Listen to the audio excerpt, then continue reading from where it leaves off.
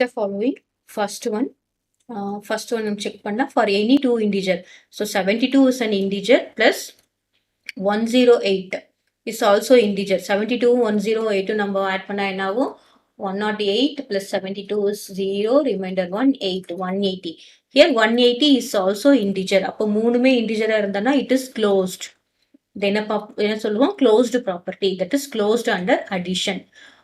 First oneக்கு this is first one. Okay. First oneக்கு D. Next second one என்னது? For any three integer, இது என்ன ப்ராப்பர்ட்டின்னு பார்த்தீங்கன்னா A multiplied by B plus C is equal to A multiplied by B அப்புறம் plus A multiplied by C. So இதை நம்ம என்ன சொல்லுவோம்? Distributive property of multiplication over addition. Distributive property of multiplication over addition.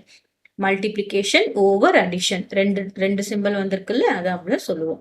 Next third one 0 plus minus 138 is equal to minus 138. அப்படின்னா என்னது? எந்த number கூட நம்ம 0 ஆட் பண்ணாலும் அதே சேம் நம்பர் தான் வரும். அதுதான் நம்ம என்ன சொல்றோம்? additive identity. So this is second one and this is third one.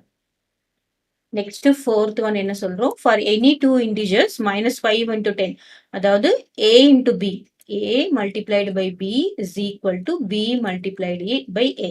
இது என்ன ப்ராப்பர்ட்டி அப்படின்னு சொல்றோம்? Commutative property. Commutative property of என்னது? Multiplication. So this is commutative property under multiplication. இது என்ன ஆப்ஷன் பார்த்தீங்கன்னா fourth option. Next ஆட்டோமேட்டிக்கா இதுதான் fifth option வரும். என்னது? ஐடென்டிட்டி. எந்த நம்பர் கூட 1 மல்டிப்ளை பண்ணா அதே சேம் நம்பர் தான் வரும். ஓகேவா? எந்த நம்பர் கூட 0 ஆட் பண்ணா சேம் நம்பர் வந்தா அடிட்டிவ் ஐடென்டிட்டி. ஏதாவது நம்பர் கூட 1 மல்டிப்ளை பண்ணா சேம் நம்பர் வந்தா அது என்ன சொல்லுவோம்? Multiplicative identity.